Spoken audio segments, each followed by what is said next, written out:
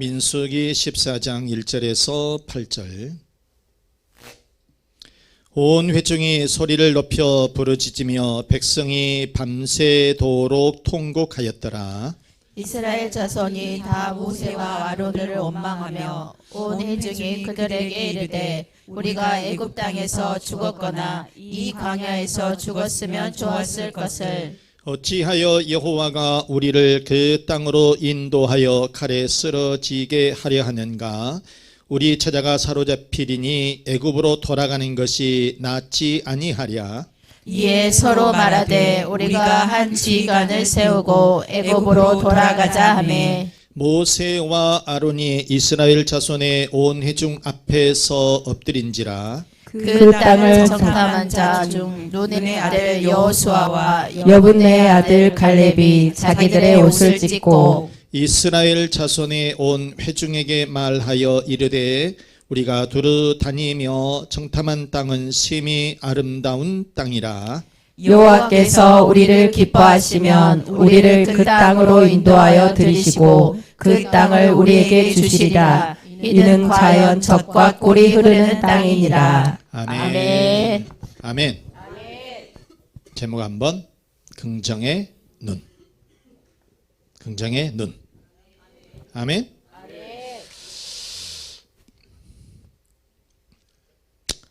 하나님은 이스라엘 백성들이 젖과 꿀이 흐르는 땅, 가나안 땅에서 축복의 삶을 살기를 원하셨어요.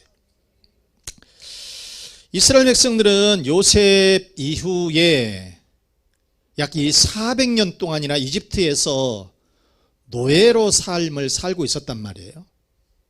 얼마나 여러분 힘들었겠어요. 그래서 하나님은 그 백성들을 해방시켜서 가나안 땅에 가서 편하게 하나님 잘 섬기면서 이 기름진 땅에서 그들이 축복의 삶을 살기를 원하셨다. 그러면서 그렇게 약속을 해 주셨다는 거예요. 당시에 이집트의 이 파라오 왕은 이스라엘을 해방시켜 주지 않기 위해서 여러 가지 방법을 썼지만은 하나님은 10가지의 재앙을 내리셔서 결국 바로 왕을 무릎 꿇게 하고, 그래서 이 이스라엘 백성들을 출애굽을 시켜요. 그리고 이스라엘 백성들이 광야로 나오는데 하나님은 이 불기둥과 구름 기둥을 보내주셔서 그 백성들을 인도하신다는 거예요.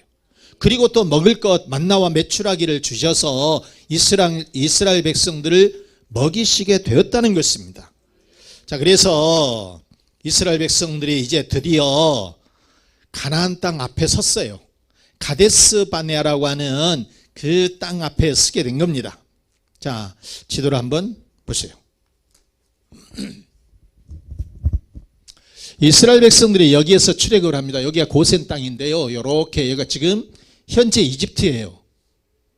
그래서 요렇게 저 위쪽에는 증해고요. 여기가 홍해입니다.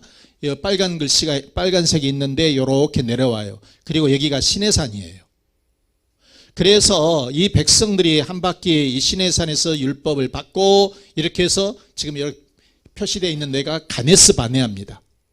가네스 바네아인데 저 위쪽에 갈릴리 호수고 요 밑에가 사해 호수예요. 이제 여기만 건너면 이제 다 왔어요. 건너면 이제 꿈에도 그리는 하나님께서 약속을 해 주셨던 그 가나안 땅으로 들어가게 된다는 것이에요. 자, 그래서 이제 모세가 가나안 땅을 점령을 해야 되는데 그냥 뭐 덮어놓고 들어가는 것이 아니라 거기 가서 군사작전을 벌여야 돼요. 점령을 해야 되는데 그래서 정탐꾼 정보원들을 뽑았어요. 각 지파에 한 명씩 12명의 정탐꾼을 그래서 이 가나안 땅으로 보내본 겁니다. 그 상황이 어떠한지. 그래서 기간은 40일을 준 거예요. 40일이 지났습니다. 그래가지고 돌아와서 보고를 하는 겁니다. 그런데 완전히 두 판이야. 한쪽은 해볼만 합니다. 저것들은 우리 밥입니다.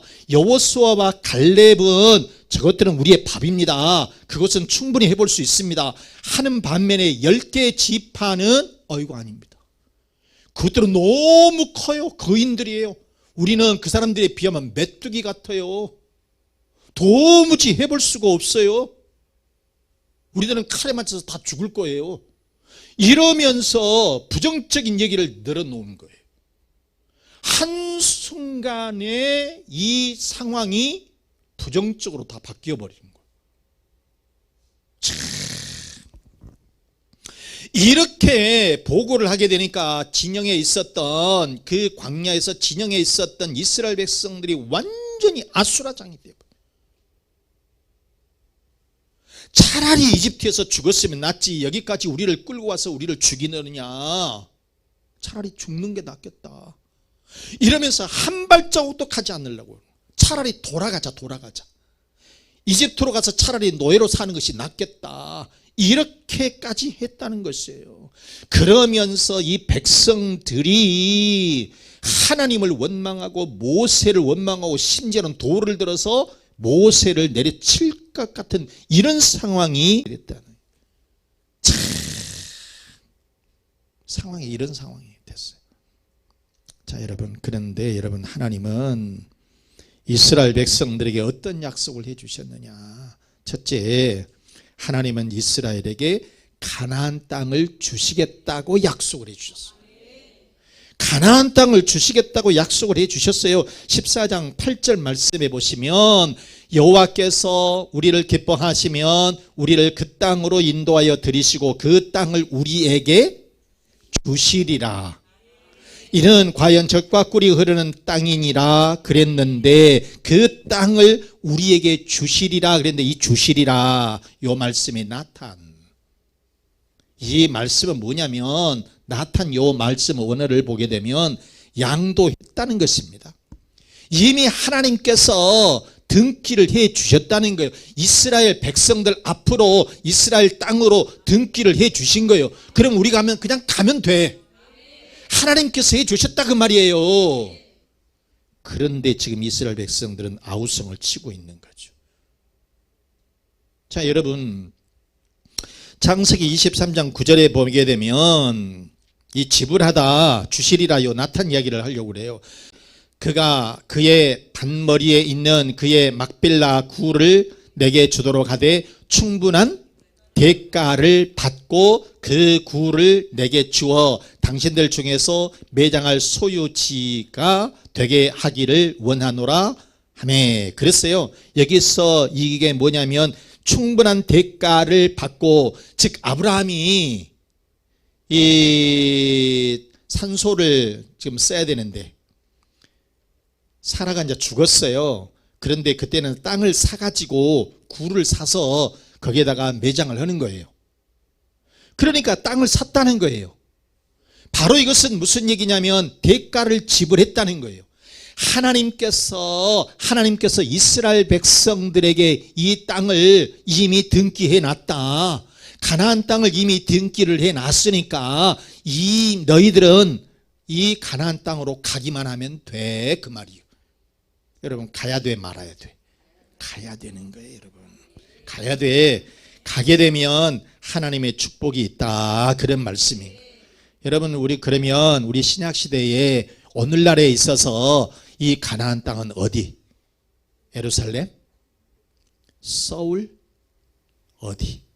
우리가 살고 있는 이곳, 하나님과 함께하는 이곳, 예수 안에 살고 있는 이곳. 아멘. 바로 이곳이, 내가 살고 있는 이곳, 예수를 영접하고 예수님을 믿고 하나님을 만나는 이곳이 가나안 땅이 될 줄로 믿습니다. 그런데 하나님은 이미 대가를 지불하셔서 이스라엘 백성들에게 주셨는데 그 땅은, 이 가나안 땅은 우리들에게도 주신 줄로 믿습니다.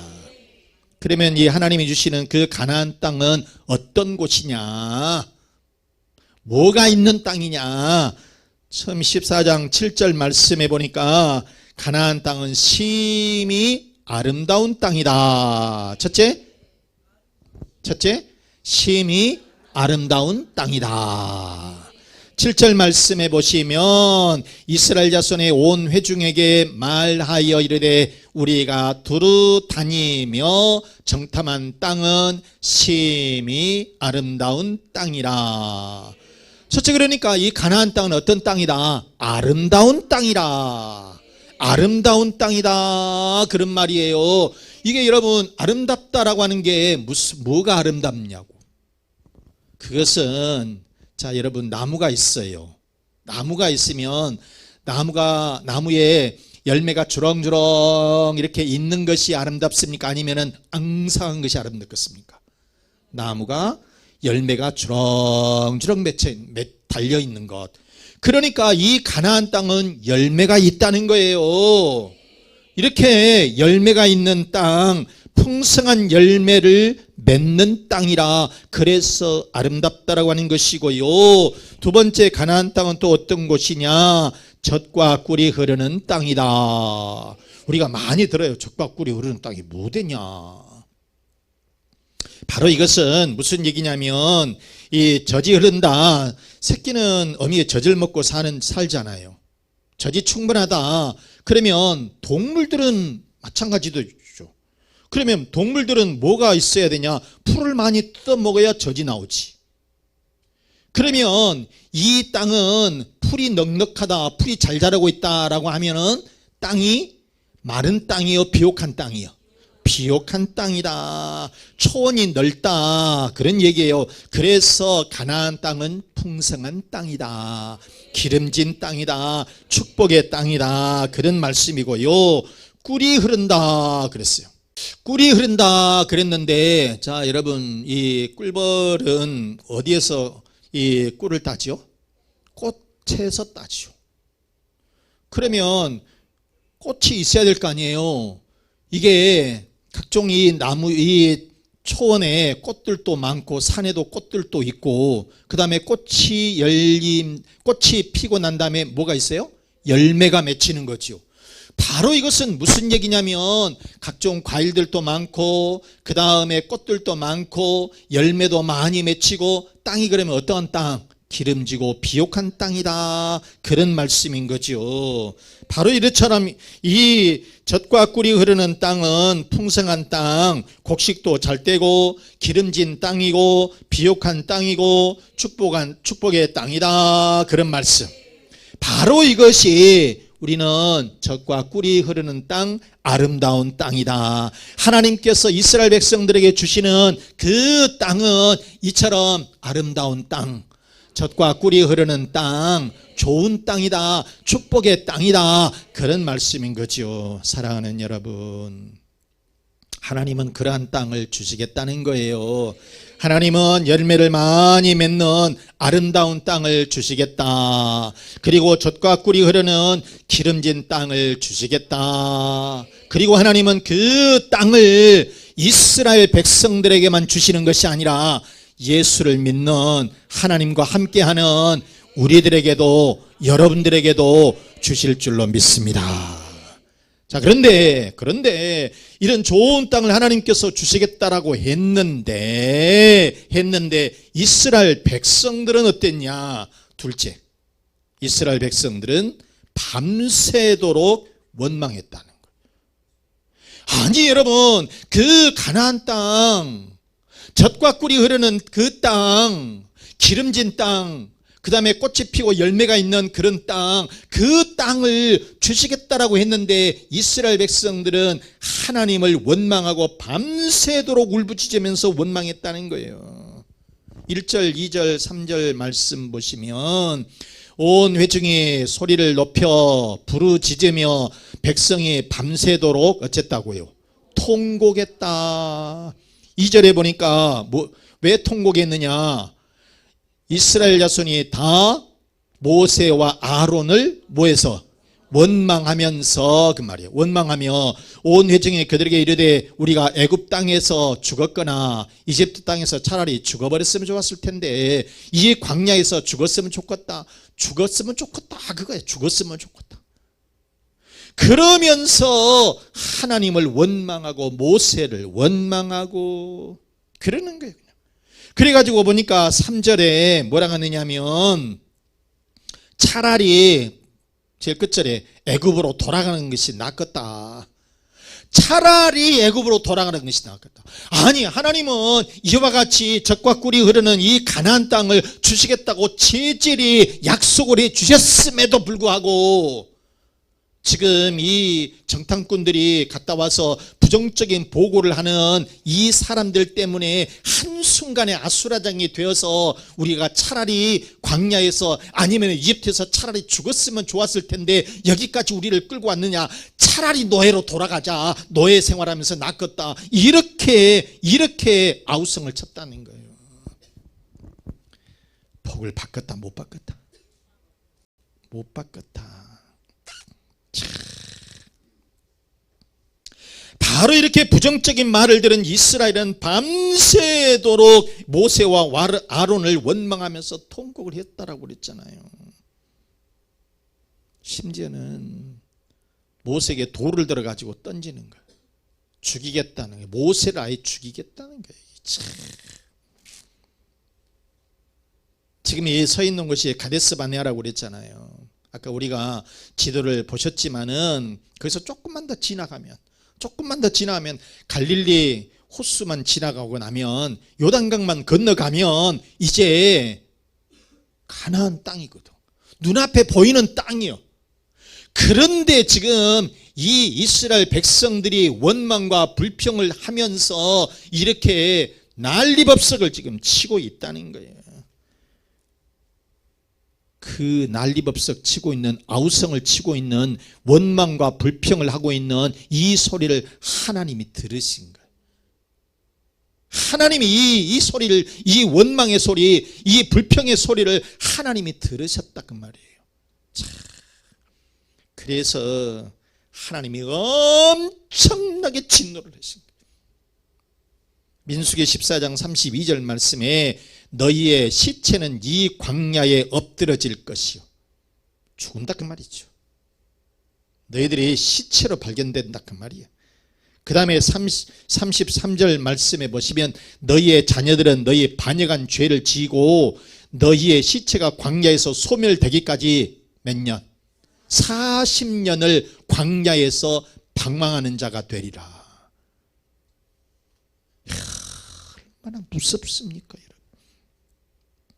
40년이라고 하는 게 이스라엘 백성들이 왜 40년을 광야에서 그렇게 헤매고 다녔느냐, 이 사건이에요. 가데스 바네아 사건.